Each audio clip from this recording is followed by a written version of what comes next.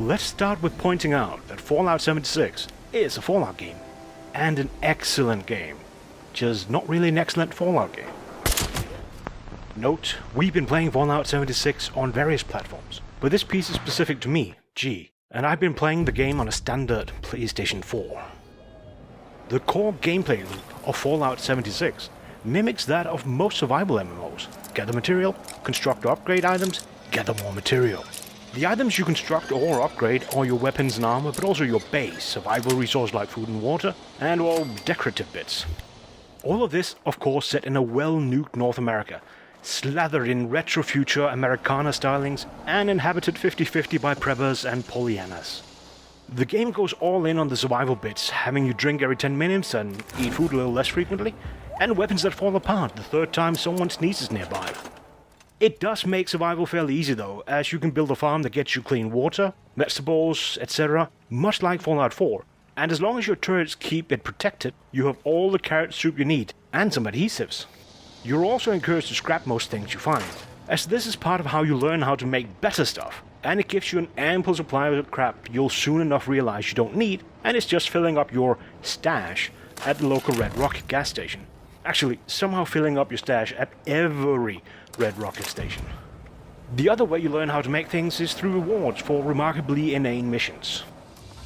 The main difference between recent Fallout games and Fallout 76 is active storytelling. This now all falls on you and your team, and all the other survivors through so-called emergent gameplay. While past Fallout games have had a main branching storyline, and NPCs telling their stories through interaction missions. In 76, not so much, due to the absence of NPCs. This, at first, doesn't seem to be much of a headache. So what if you only interact with robots of questionable capability and listen to a metric bulk ton of holotapes? Passive storytelling, environmental storytelling, lore that isn't dictated at you by scripted companions, is all over the mountainsides in true Bethesda and Fallout style. However, it does tend to skew missions towards a repetitive pattern, and you kinda get the feeling the writers might have had a fair bit less hair now than when they started. But the emerging gameplay is also where the game shines. Someone is role-playing Preston Garvey from Fallout 4, others act as newbie greeters, and some set up supply stations that they host in character. You, your friends, the weird stranger in undies, partial armor, and a party hat all get to do your thing in a giant sandbox with an equally giant bat thing flying around. This of course spills outside the game, where players are making websites, tools, and pool their resources for hacking the nuclear launch codes in the game. The Overseer storyline, the fire breathers, and all the other stuff is there scaffolding for the game and the setting, but real actual storytelling is on you the player. Yes, certain older Fallout games gave you a very wide range of options for your character's behavior, but the MMO mechanics takes this much further, even if the depopulated Appalachias slightly restrict your options. There's plenty in Fallout 76 to keep you entertained if you're into survival games, into base building, into role-playing, into horde mode multiplayer, and into interacting with other players. But if you're not into any of those things, skip this game, and please stand by for Fallout 5. Now, if this was a review, I'd be bringing out a set of scores, but frankly the game is just not in a reviewable state.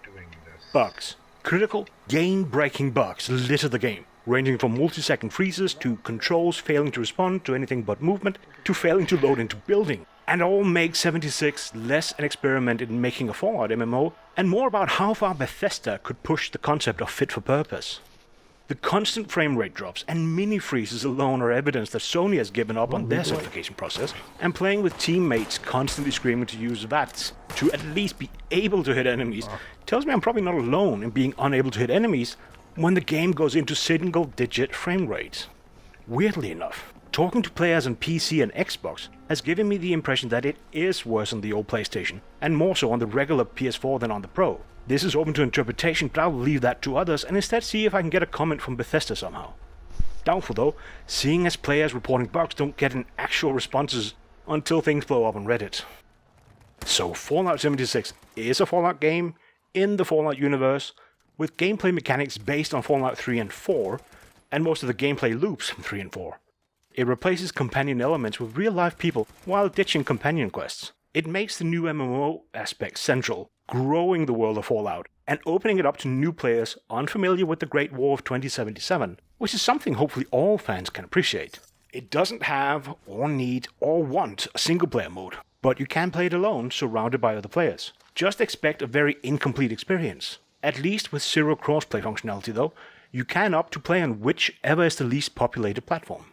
Lore-wise, it's questionable at times, retrofitting some elements from later in the timeline into 2102, making excuses in order to keep things familiar, and some die-hard lore fans will be, and are, irritated. But this is clearly just Bethesda stretching things to make it comfortable for the majority. PvP is a thing, but like trading, it's a mess, and hopefully developers are realizing that some components just aren't working. If you're looking to engage in PvP, or specifically want to avoid it, might want to hold off on 76 for a bit, but you can work around it. For trading, just only trade with people you trust. So there's a game here that can be a good game if you're into survival MMOs, goofing around with your friends and into the Fallout universe. At the recent more than 50% discounts, it's even a decent game if you're not quite that into it, but you could also try to hold out for the 76% discount. A note though, if I was giving it a score at this point, it would be below the 5.0 we consider average, primarily due to the glitches and the £60 price on PSN. This Not Quite a Review was brought to you by G and the Bammsters team. Subscribe, hit like, push the notification button, do all those things for more of this, and we'll see you next time.